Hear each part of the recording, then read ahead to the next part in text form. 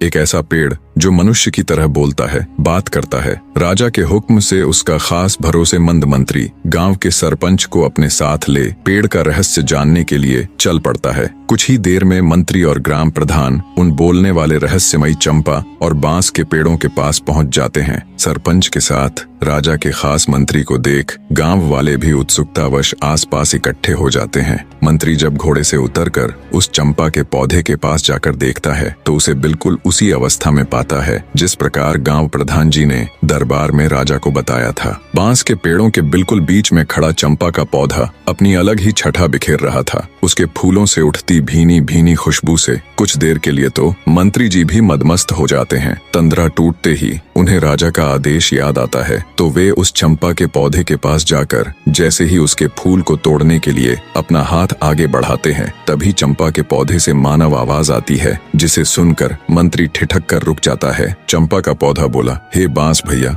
हमारे मंत्री जी मेरे फूल तोड़ने आए हैं, इनको फूल दूं या लगूं आकाश? तभी बांस के पौधों में से एक साथ आवाज आई, ना बहन चंपा, लग जा आकाश। ये तो वही मंत्री है जिनके ऊपर हमारी माँ की जिम्मेदारी थी, पर ये उसमें पूरी तरह विफल रहे, इसलिए ये आपके फूलों के कतई हकदार नहीं है बहना। बिल्कुल स्पष्ट और साफ आवाज में पौधों की वार्तालाप सुन मंत्री एकदम सन्न रह जाता है। उसके आश्चर्य का कोई ठिकाना नहीं था। हक्के बक्के खड़े मंत्री के देखते देखते चंपा का पौधा आकाश में जा लगा। ये देख एकदम सुन्न खड़े मंत्री के पूरे शरीर में सिरहन दौड़ गई। गांव वाले भी खड़े खड़े ये पूरा तमाशा देख रहे थे। तभी बांस के पौधों से आवाज आती है, जाइए मंत्री जी और अपने राज कार्यों को देखिए, आप किसी इंसान की जिम्मेदारी लेने के योग्य नहीं हैं। मंत्री भौचक्का खड़ा बांस के पौधों को देखता हुआ सब सुन रहा था। आगे बांस का पौधा कहता है, मंत्री जी, राजा महाराज तो युद्ध में चले गए थे, उनके बाद हमारी माँ की देख रेख का दायित्व आपका ही था, और कुछ नहीं तो कम से कम हमारी माँ के प्रसव के दौरान तो वहाँ हाजिर रहकर ये देखते कि उन्हें किसी बात की कोई परेशानी तो नहीं, पर आपने तो उनकी कोई खैर खबर तक नहीं ली।